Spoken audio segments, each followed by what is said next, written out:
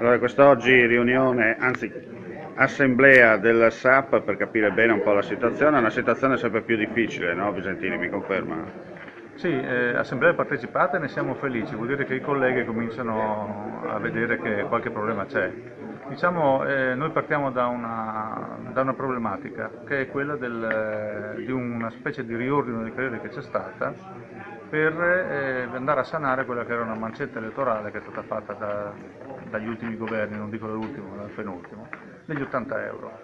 Quegli 80 euro con questo mese sono finiti, ci troviamo ad essere diventati, come si dice, todos caballeros, ci hanno dato un sacco di gradi che però alla fine non ci daranno nessun compenso economico.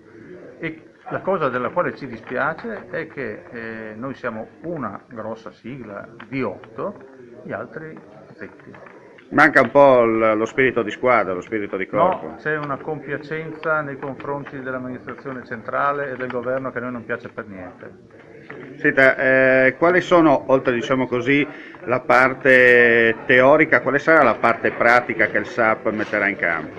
La parte pratica sarà un cumulo continuo per cercare di evitare che uno, tolti gli 80 euro da questo mese, si ritrovi promosso ad un grado superiore con meno soldi di quelli che guadagnava il mese scorso. Cioè c'è il rischio, il danno e la beffa, anzi No, il danno no, non la c'è, la beffa c'è beffa già. c'è. Guardi, noi abbiamo usato parole più forti, abbiamo parlato di truffa, perché beffa sarebbe già una Mm. cosa goliardica. Qui parliamo proprio di una truffa. E gli altri stanno a guardare.